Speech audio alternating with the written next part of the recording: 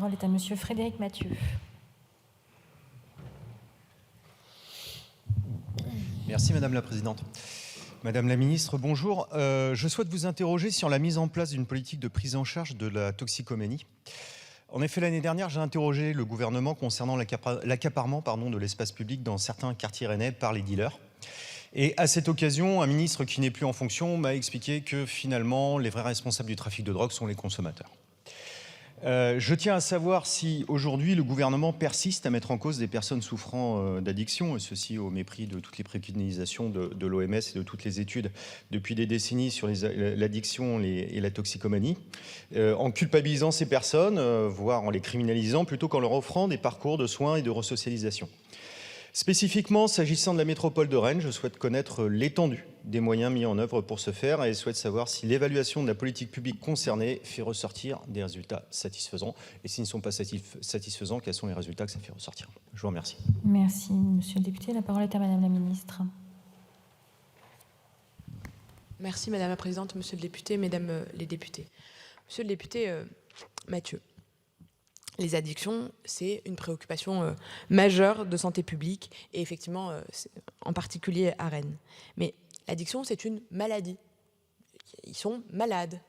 Et face à cette problématique, le gouvernement maintient une approche très équilibrée. Il faut évidemment accompagner les personnes qui sont malades, qui sont aujourd'hui, qui ont des addictions, mais également lutter contre le trafic de drogue partout sur notre territoire. C'est un fléau.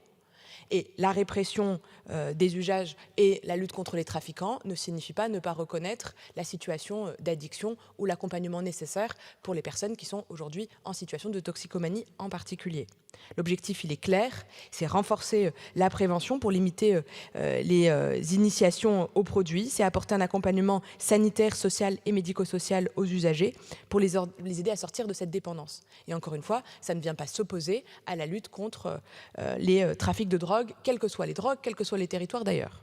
Cet accompagnement, il s'appuie sur un dispositif médico-social qui est important.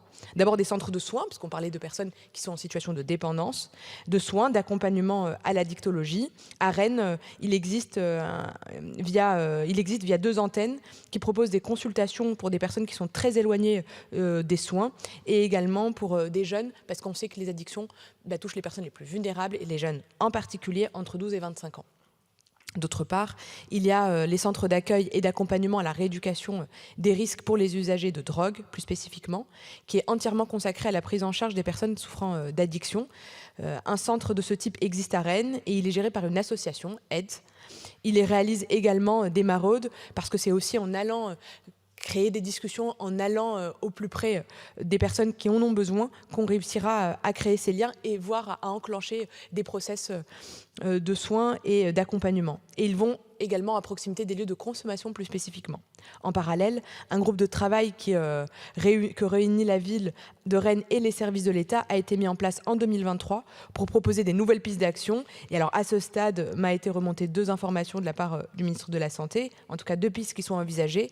1, développer et coordonner les actions aller vers, c'est ce que je viens de dire parce que c'est essentiel, pour attirer des usagers vers un parcours de soins adapté, en les rassurant aussi parce qu'il faut poser un certain nombre de mots sur leur situation, mais également développer des lieux d'accueil bas seuil. Alors dit bas seuil, ça veut dire que ces lieux ne seraient pas des lieux de consommation ou de soins, mais un lieu avec des douches, des machines à laver, avec une possibilité de bénéficier d'un accompagnement à la prévention et à la réduction des risques.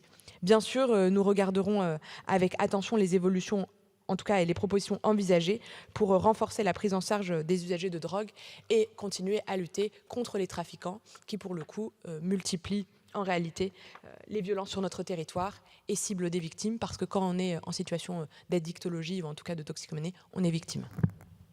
Merci. Monsieur le député Mathieu. Et Madame la Ministre, pour ma part, je suis assez satisfait d'entendre ce que je prends pour un changement de position du gouvernement, puisque l'année dernière, je peux vous dire que les réponses de votre collègue étaient plutôt sur le fait de faire de la répression uniquement sur les consommateurs, et finalement, s'il y avait des trafiquants, c'est parce qu'il y avait des consommateurs. On n'ignore pas à Rennes le problème, puisque là encore, sur ma circonscription, dans la nuit de samedi à dimanche, il y a eu une fusillade extrêmement importante et traumatisante pour les habitants du quartier concerné entre des trafiquants de drogue. Les deux ne sont pas, comment dire, prévention et répression ne sont pas incompatibles.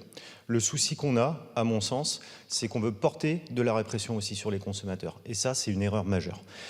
Dire qu'on peut faire à la fois de la répression et de la prévention vis-à-vis des consommateurs, ça n'est pas possible, puisqu'on les met justement en situation de se méfier du aller vers, en situation de se méfier des CMP vers lesquels ils peuvent aller, des structures associatives vers lesquelles ils peuvent aller, parce que tout simplement, ils ont peur d'être dénoncés, ils ont peur d'être surveillés, ils ont peur. L'amende forfaitaire délictuelle qui a été mise en œuvre ne sert à rien.